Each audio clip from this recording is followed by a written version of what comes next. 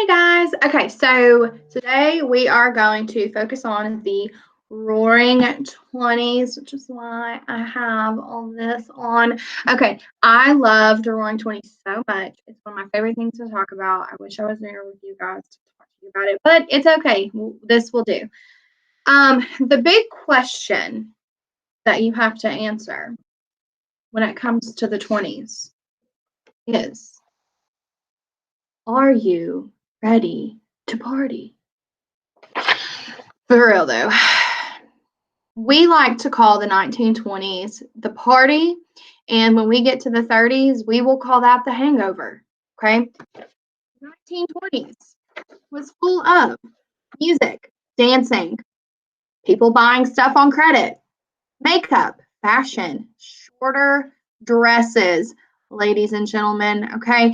Women were wearing full faces of makeup instead of no makeup.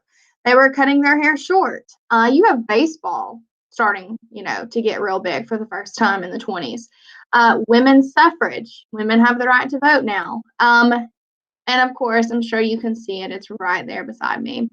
Booze. We are going to be talking about prohibition in this segment. So I think the best thing to do with the 20s is, one, you need to watch the video that I have attached to this assignment, because it's like a minute and it's so fun. It just makes you want to dance. And it has clips from the 20s paired with a song. And it kind of just gives you a feel for kind of like what the 20s was like. And I always, if we were in class, I would start the lesson by showing you this video. So make sure that you do watch it. Okay. There's so much to know about the 20s, but the things that Georgia wants you to know are in your key terms. But since we don't have an EOC anymore, we are going to do a project on the Roaring 20s. I don't get to talk about baseball. I don't get to talk about sports. That's just something that's just not necessary to talk about, because when we have an EOC, but since that's scratched, we're going to do a research project, where you guys can really look into the 20s and see what you like and what you want to know about the 20s. So I know I've got some baseball players, researching about baseball, and the impact that it made on America. I know you guys are hurting right now because you're not playing. So this is a great time to kind of do that research and understand the history of it. So that's an option for you. If you are into fashion, this is a huge time for the fashion industry, because used to, women were wearing like long dresses, like all the way to their ankles, like all the way to here, all the way up to their necks. And when the 20s happened, their dresses started getting a whole lot shorter. Okay. They were showing their arms, they were showing their collarbone, they were wearing lots of makeup. Used to, women would have super, super long hair and they just tie it up. That's what the womanly thing to do was. But now in the 20s, you have women who are actually cutting their hair, kind of those little bob cuts. Lots of pictures and stuff like that.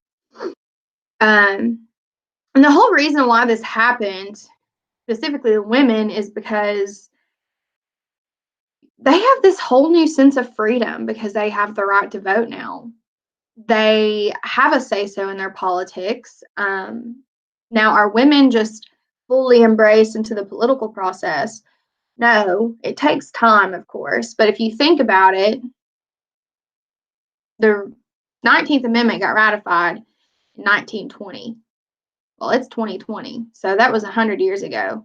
And despite the fact that, whether you like Hillary or not, I think it's pretty cool that a woman, the right woman or the wrong woman, but there was a woman who was almost president. I think that's a really big deal. So it's something to think about when you think about women's suffrage, and it gave them this new independence. And they were like, I don't want to be like my mom. I don't want to be like that generation. I want to start a new generation. Kind of really rebellious almost in a way. They were kind of breaking these norms. Women were not supposed to smoke in public. They were supposed to hide. Okay, well, I can't walk down the street without seeing a big old vape puff coming out of somebody's car, right? And it's a girl. So women weren't allowed to smoke in public. They weren't allowed to drink. They were definitely not allowed to dance because they were considered to be a you know what if they did any of that in public. And with this 19th Amendment, they have this sense of freedom and independence, and they can do whatever they want. And that's kind of what ushered in all these new changes for women. That's one of my favorite things. Music and dancing is going to start changing. We're going to do a little thing on the Harlem Renaissance. Harlem Renaissance, you start seeing a revival of Black culture into the music and the dancing scene. Usually I teach this with Tupac, and I might try to do it with Tupac again. I'm going to see if I can make it digital. But do know that at this time, you've got a big flourishing of Black culture, and white people are listening to the music and they like it. They're enjoying it. And I think when we think about today, most of the artists that you guys, now I'm not all of you, but the majority of you guys listen to rap. And I think that's important when you really start seeing that in the 20s. You know, you've got white people who are enjoying rap music and vice versa. So that was the Harlem Renaissance. You start seeing that as well. Two things I want to talk about: alcohol and buying stuff. We'll talk about alcohol first. Before the women's suffrage, before the 19th Amendment got passed, Congress the year before passed the 18th Amendment. The 18th Amendment said nobody could sell or manufacture alcohol. This is called the Prohibition era. And what this was 10 years where you could not find a liquor store or a legal bar. But guys, come on now. They took away your vapes, right? But let's be real. I know some of y'all still got the vapes, okay? You just do. So you can't, just because they took it away doesn't mean it wasn't there, okay? So what people were doing for 10 years is they were hiding their alcohol. This is when you start having moonshiners. Your people who are running moonshine up in Kentucky and Tennessee. You've got that going on. You've got people who are creating speakeasies. And if you've ever heard of a speakeasy, they're pretty cool. If you haven't, I'll explain it. It is a storefront that looks like a an auto mechanic place, a hardware store, a hair salon, and then in the back it's got like an entrance to downstairs or up in the attic, and it's actually a bar. And they weren't supposed to do this. They were not allowed. It was illegal, but they were hiding it from the cops. And you would have several times where the cops would raid these speakeasies. So let me see if I can find you a picture of a speakeasy. I think they're pretty cool. Let's see here.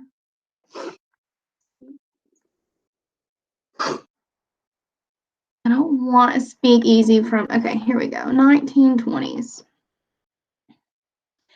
So this one's pretty cool.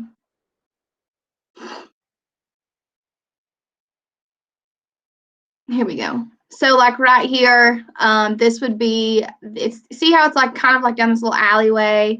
It's on the side of a building. You know, it would be little side entrance to get into the speakeasies. Let me see if I can find another one. Here's one with the cops. When they raided, they would confiscate all the alcohol.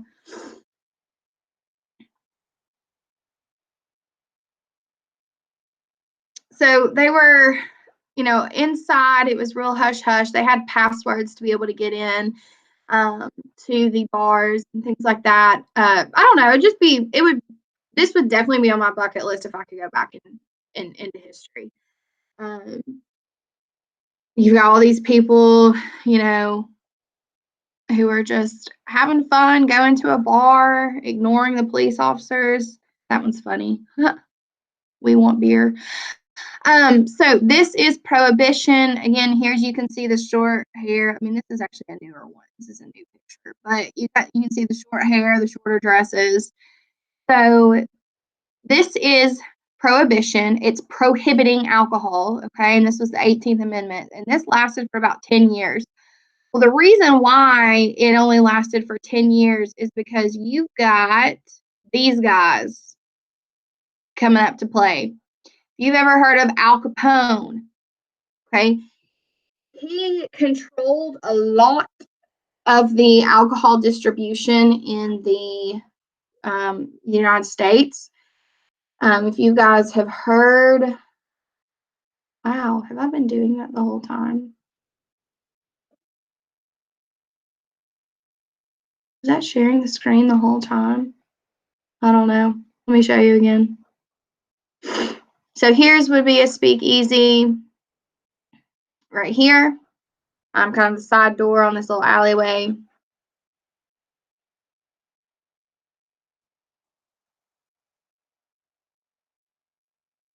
Back.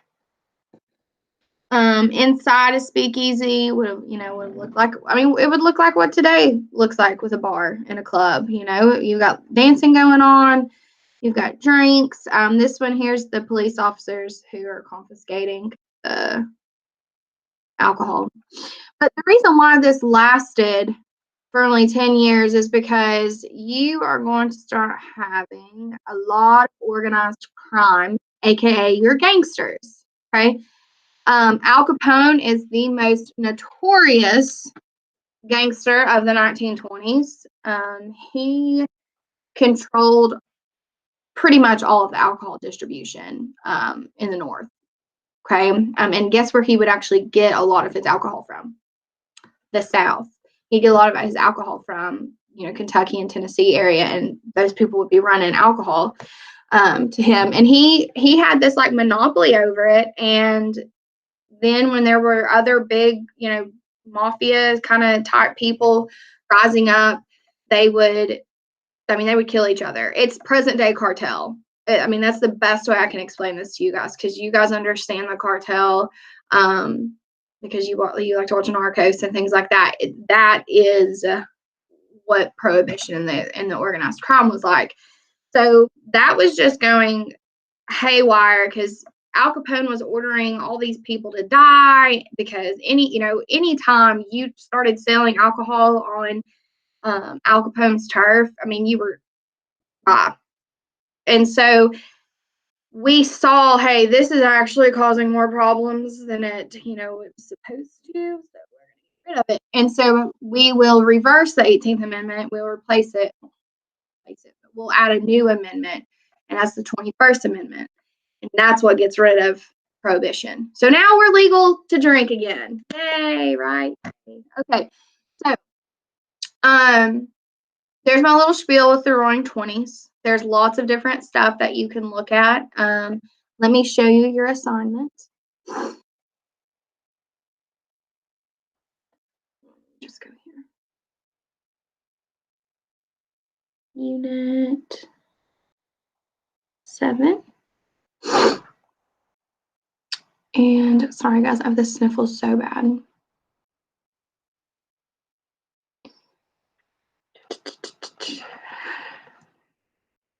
Okay, what I've done is I have given you, let me share my screen again.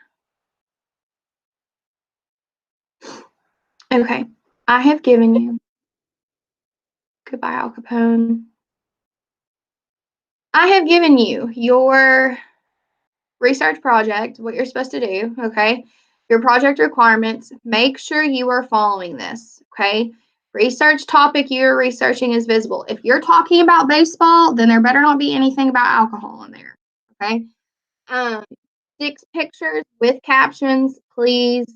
Just something small to tell me, what's going on kind of thing if you want. 5 credible sources that are included and visible. You need to have a works cited on the back of, or the last slide of your documentary. I'll show it to you in a second. It needs to be neat and colorful. At least one important figure from this time period based on your topic and what they did to influence your topic. Okay.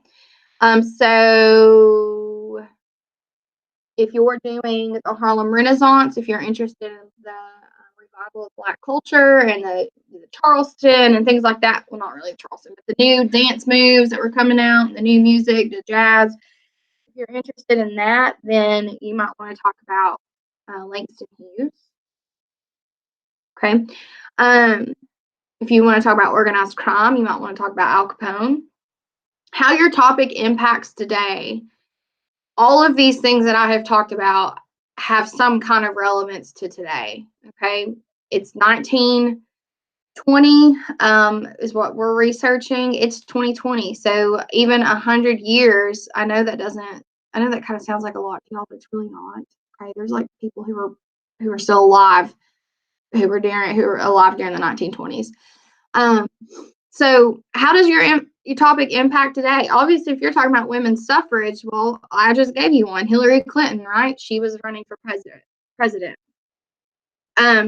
Just some extra notes about this era. You can use this if you want. If you don't want, it's up to you. This one, I know this kind of sounds boring, talking about the stock market and credit cards and things like that. I know that kind of sounds boring, but that's probably one of the most important topics to this day because so many people get into debt, especially with credit cards, and they're not able to pay off their loans and things are what's going to happen. Even to this day, we're the stock market, with the COVID-19, we're talking about how the stock market impacts how COVID impacts the stock market. So that is something that you can also research if you want this, and this also plays into the next unit we're going to be talking about. So that's your introduction. Here's some topics you can pick from: sports, fashion, organized crime, technology and science. This one right here, the whole issue of evolution being taught in schools. That one's kind of cool because this Scopes trial that happened in Dayton, Tennessee, which is like an hour and a half down the road from here. I drive through it every day or all the time when I go to the lake. So that's pretty cool if you want to look into that. Medicine, if you guys are going to be nurses or doctors or anything like that, looking at the medicines in the 1920s, that was some new big things that were coming out in the medical field. Harlem Renaissance, okay?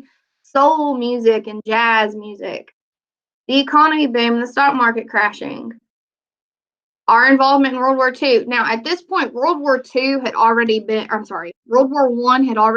over, but it was still impacting us 2-3 years later down the road into the 20s, okay?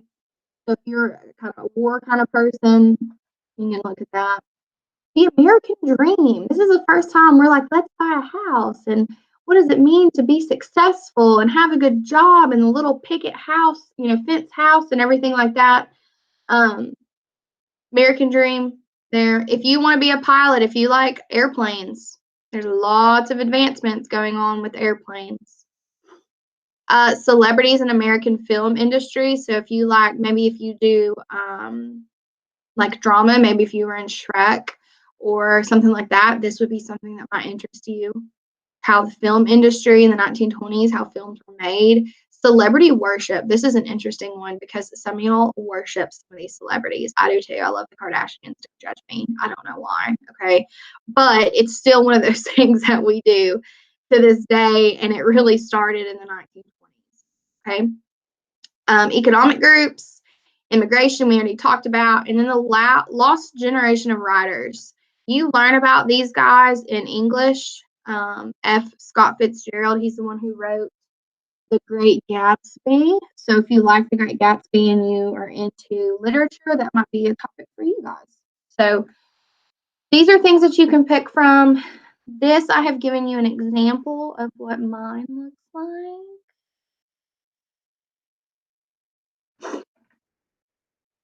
So I did mine on the flappers because I think they're so pretty and so fun, and they're my history spirit animal, I guess. Okay. So I did this kind of Great Gatsby kind of thing going on. Flappers are the women who were wearing these shorter dresses and cutting their hair and dancing. Okay. So my research question was, how did the flappers impact modern day women's rights?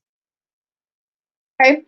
Based on my research, I found that there are 3 main impacts. There were political impacts, there are workplace, and there were social and behavioral impacts.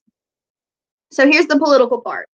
In 1920, the 19th Amendment gave women the right to vote. The women's movement changed society by allowing women to rise into political roles such as congresswomen, and of course, today we see even as president.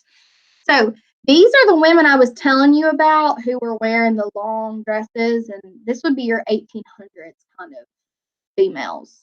Okay, early 1900s. Workplace. Well, with the ratification of the amendment and the fact that women started working in the factories creating bullets and artillery for the war, people were very appreciative of that. So they believed that they gave, I'm trying to find my words. They served their country, so they deserve to have this political freedom, okay? Social behavior, okay? Here's those short dresses, okay? Like I already said, it gave them a sense of new freedom and independence that caused them to push these traditional boundaries. They began to smoke, drink, and dance. Fashion allowed women to wear more makeup and shorter dresses. So here you go, you're dancing. They've got the short dress. She's smoking. She got the short hair, got the lipstick, the eyeliner going on. This right here, I showed you what they looked like, what women were dressing, and now what they are dressing in the 20s. So to answer my research question, this is what I've done. I've put my research question up here again, and I've really just synthesized everything that I learned. During the Roaring 20s, women began to challenge their traditional gender role as a housewife. With the passage of the 19th Amendment, women began to fight for equality at a political level. And they also fought for workplace equality because during the 1920s, women began to enter the workforce. The flappers, which are these ladies, were iconic for the complete rejection of the earlier generation of their mothers. New fashion and music also pushed traditional roles as women began to smoke, dance, and drink in public. Okay? And then here's my works cited. Okay? So there's that. I know this has been long, but I wanted to talk about things because I love the 20s. And it was just a good time. It was a big party. It was a good time because in the 1930s, 10 years later, that's all about to go to, you know what? That's all about to just crash and burn. The 30s. I'll tell you what, the Great Depression's going to happen, and that they are definitely going to be feeling the hangover, okay, of the 20s. So please let me know if you have any questions about the Roaring 20s. If you have any questions about the project. I think that's about it. Again, I miss you guys. I just wish I was there to be able to teach you guys this. So let me know if you need anything. Love you. Mean it. Okay. Bye.